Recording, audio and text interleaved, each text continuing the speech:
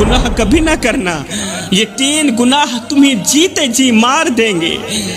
تم سانسیں تو لیتے رہو گے مگر سکون نہیں پاؤ گے، چہرے پر ہنسی تو ہوگی مگر تمہارا دل قبر سے بھی زیادہ تاریک ہوگا۔ پوچھا گیا یا رسول اللہ سونیا جلدی بتائیے نا وہ کون سے 3 گناہ ہیں؟ فرمایا پہلا گناہ ماں باپ کی نافرمانی۔ فرمایا جس نے ماں کی بات کاٹی، جس نے باپ کی بات کاٹی، اس کی قسمت رب نے خود کاٹ دی اور جڑ سے کاٹ دی۔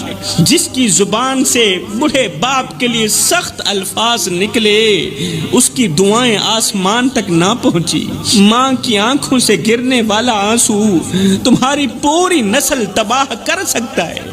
خدا را اپنی نسلوں کو بربادی سے بچاؤ، تباہ کرنے سے بچاؤ۔ ماں کی آنکھوں سے آنسو مت نکالو۔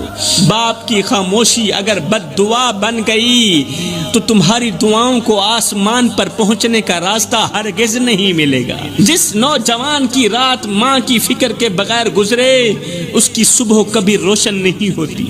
اللہ اکبر۔ میرے رسول کریم نے فرمایا دوسرا گناہ مر جانا، مٹ جانا، اللہ کے ساتھ کسی کو شریک مت ٹھہرانا۔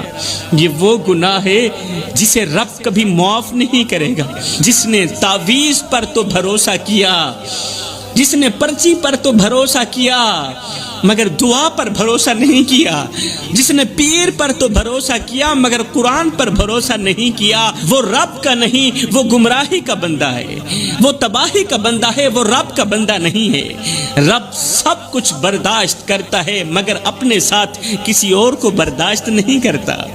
تو میرے رسول کریم صلی اللہ علیہ وسلم نے فرمایا دوسرا گناہ اللہ کے ساتھ کسی کو شریک ٹھہرانا۔ تیسرا گناہ کسی کا دل دکھانا، کسی کو دکھ دے کر خوشی محسوس کرنا، سکون محسوس کرنا۔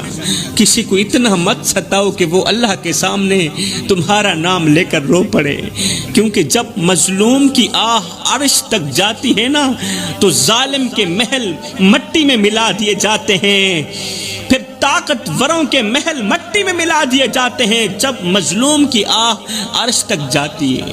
وہ آنکھ جو رات کے اندھیرے میں بہتی ہے، وہ دل جو بے آواز تڑپتا ہے، وہ لب جو کچھ نہیں کہتے مگر خاموشی سے بد دعا ہی دیتے رہتے ہیں، قسم ہے اللہ پاک کی ان کی فریاد عرش کا دروازہ جا کھٹکھٹاتی ہے اور اپنی بات منوا کر ہی دم لیتی ہے۔